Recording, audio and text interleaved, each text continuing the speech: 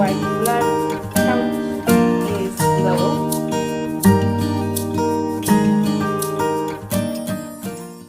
Hello, sweet friends. In today's episode, I'm taking you with me to make 3 days worth of salad.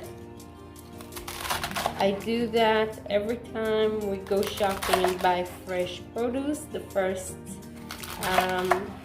week and a half or so, we can eat fresh vegetables, and after that we would eat the bagged vegetables, and after that it's going to be the frozen vegetables. So it doesn't matter if I am out of fresh veggies, I can always continue eating veg.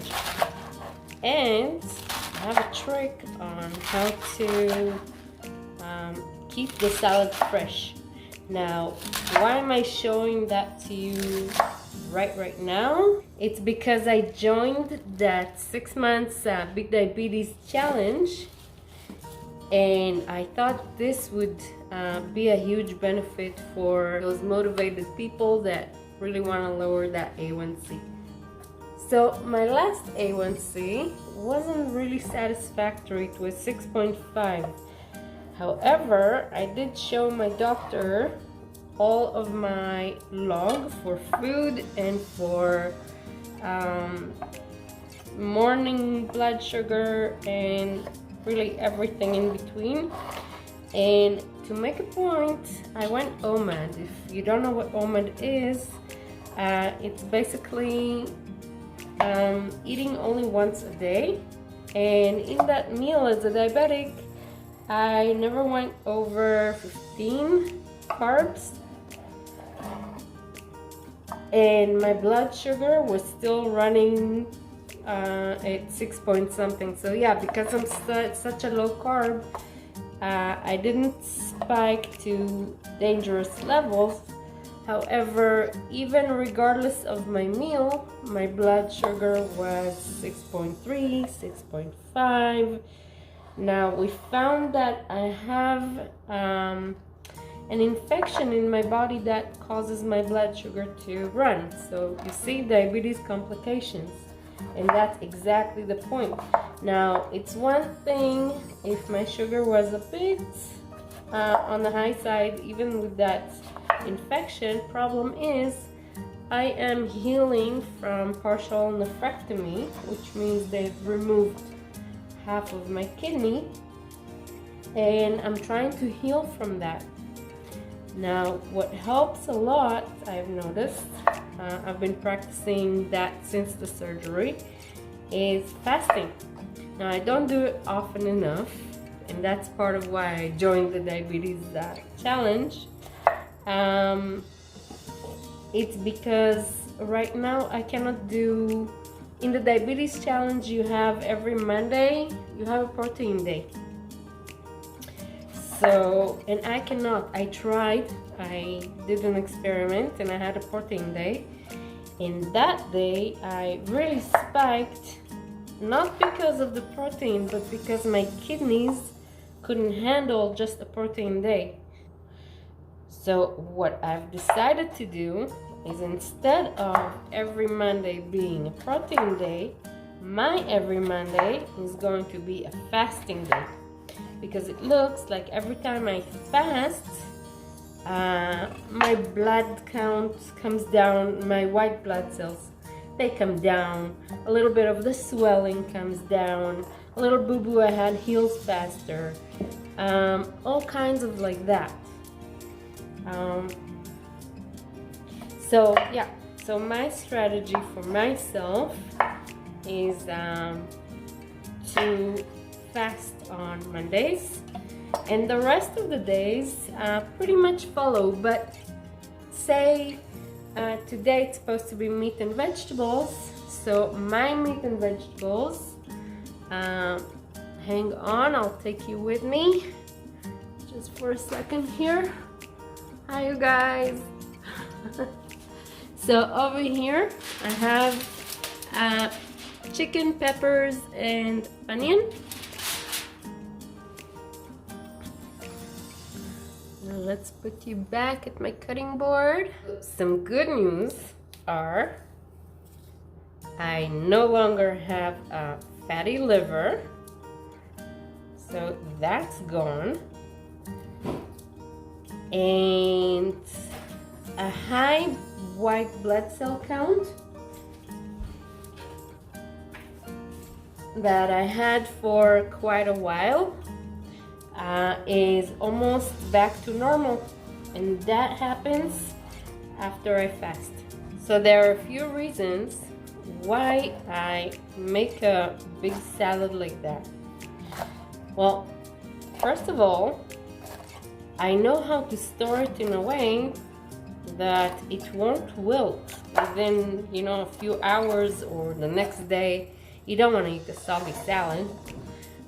So if you can keep it fresh for 2-3 days, even 4 days, then why not make a huge one? And instead of making one every day, you just take the portion that you will eat for that one same day. So I'm not adding any tomatoes to the salad, but I want to keep it on a low side of carb. Even though you're allowed just a little bit, but hey, why add carbs with a tomato when I can add the carbs with something else, right? So the doctor said, whatever it is you're doing, keep doing it. It's working. So I was very happy to hear that. It's really nice to know your doctor's got your back. So I didn't need to say anything more than, hey, I follow Dr. Bernstein's method. I didn't have to explain. I didn't have to do anything. He was right on board, which is awesome. So the reason I joined, although my blood sugar is affected by an infection, is first of all to discipline myself a little bit better. I find myself many times telling myself I'm gonna fast, and then tell myself I'm just going to go OMAD for that day, and then finding myself eating 2 low carb meals. Now that's fine, that's awesome. If that's how I feel, I'm happy, but I would like to build some habits, I guess, and maybe to lose some weight. I weighed myself today. I am 199 pounds and love to go down at least 20-30 pounds. That would be awesome. And learn whatever it is that maybe I don't know. Plus, encourage other people. So this salad has 2 lettuces, 2 English cucumbers, 2 long peppers. Did you know that diabetics are not allowed yellow pepper? They can have red, they can have orange, they can have the green, but the yellow one is way sweeter than the rest of them. So I have 2 long peppers here, 3 jalapenos, 10 mushrooms, and we're going to add avocado. The way to keep your vegetables fresh in the fridge is to not dress them. Even if it's olives and feta cheese, those have salt in them, and they will draw moisture and create puddles on the bottom of your salad, and especially the bottom is going to be very wilted and very unpleasant to eat. So what you do is you leave it exactly like that.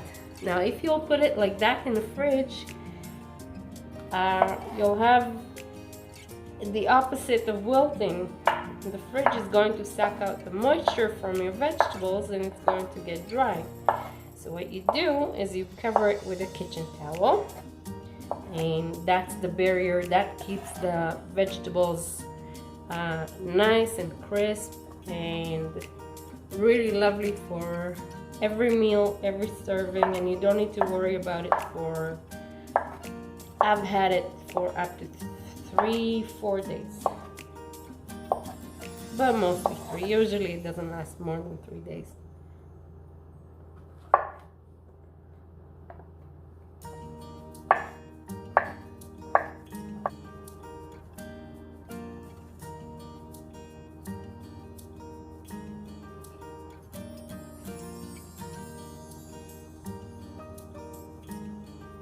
Last but not least is the avocado. Now you don't need to mix it, you don't need to do anything, just cover and into the fridge.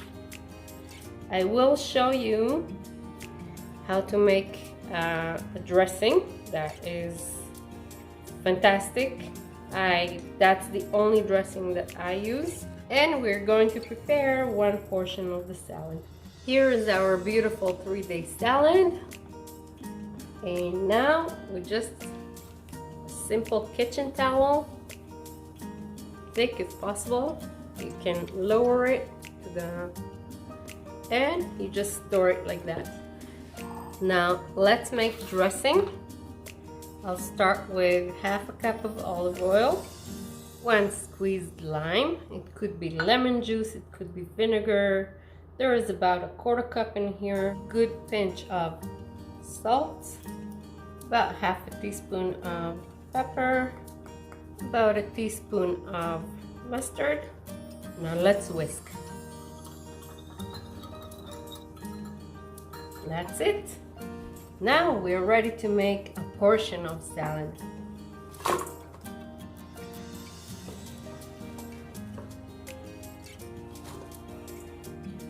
So here's a portion of the salad, the portion I'm gonna have in this meal. To that, I'm gonna add some nice 0-carb feta cheese.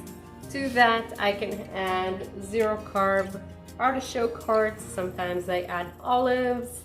Today, it's feta cheese. And let's dress it. Just a touch of dressing. Okay. That's it. It's pretty much dressed. Let's try it.